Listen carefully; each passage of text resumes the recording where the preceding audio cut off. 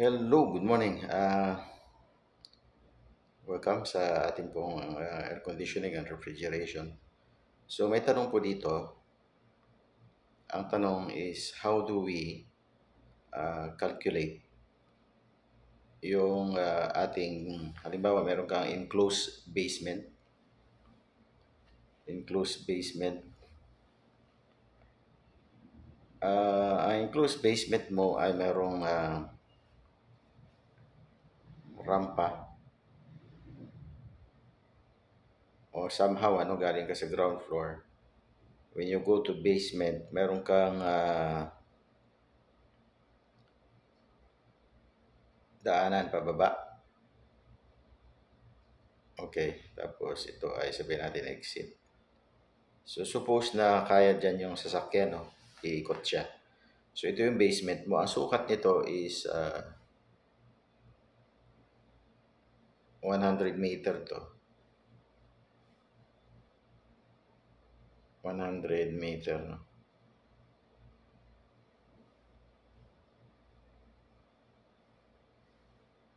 Tayo sumulat. 100 meter and this is 80. 80.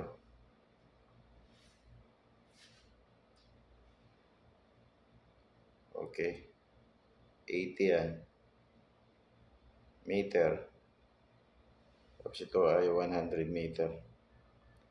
Burahin ko lang. Usod natin ng konti. Kanto na yata ito eh. Okay, ayun yung magsulat. 100 meter to. Yung sukat from here, kanto, papuntang kanto. So 100 meter by 80 meter. So gagawa natin ang calculation paano yung kukunin yung capacity noong exhaust fan at saka fresh air fan. Kasi kailangan to ng fresh air fan at saka exhaust fan. Okay, so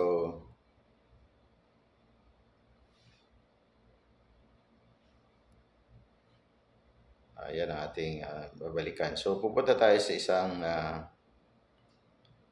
sa ating Excel sheet. Meron na kayo nito, no? I-share ko na to before. Sa refrigeration subject. Ang tawag dito is manual cooling spreadsheet, no? May date nga siya. So magdadagdag tayo rito ng isang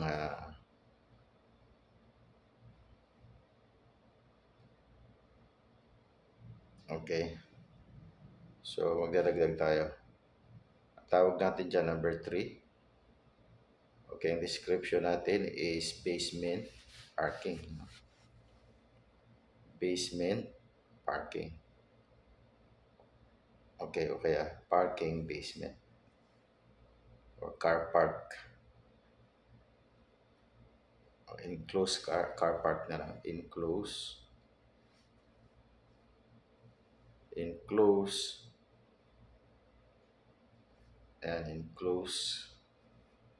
car park. Sarado na paradahan ng sasakyan. Enclosed car park. Car park. Okay. Then, dito, lagay natin yung, ano ba to? This is the area. Bakit? So, ang sukat niya is 80 meters yung. So, ang area noon, diretso na pala yun, no? 100 times 80, so 8,000. So, ang sukat noon is 8,000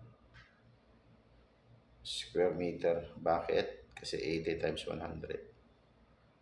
Tapos, yung height niya ng wall is 3 meter ang ilagay natin. 3 meter. And then, what is this? This is the clear room. So, bawasan ng slab thickness na 300 mm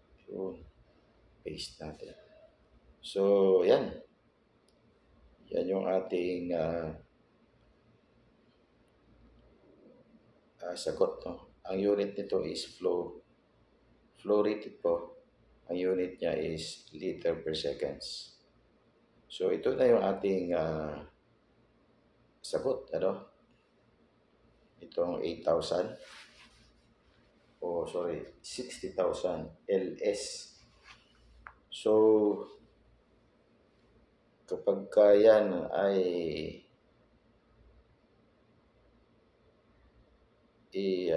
ano pa natin dito, what will be the answer?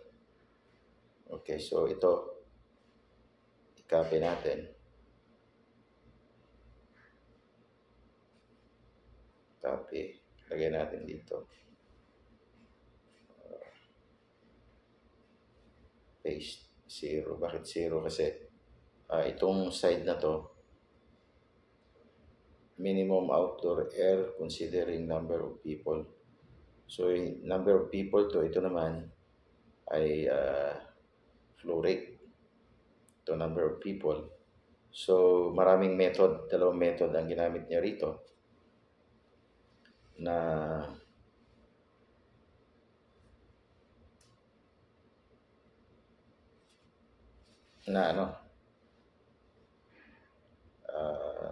pamamaraan upang makuha yung tamang sagot, no? So, ang sagot natin, dito na tayo hinto, ay ito nga, 6,000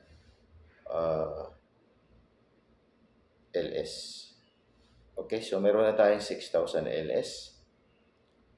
Yan po yung pag-solve ng fresh air or exhaust ng ating enclosed car park. Madali lang, kukunin mo lang yung area, kukunin mo yung volume. So, ang area, kuha mo na yung area ng space, i-multiply mo ng height. Ito, nakuha na natin yung area. Tapos, times natin ang effective height. Ito yung lumabas volume ng space. Tapos, para makuha natin yung flow rate is equal to volume ng space times air change. Ang air change natin galing sa code. So, finalo natin yung code. Sa ibang bansa na gumagamit ng 10 air change kapag emergency operation. Halimbawa, may smoke, may sunog. Yun lang po. Thanks. Bye.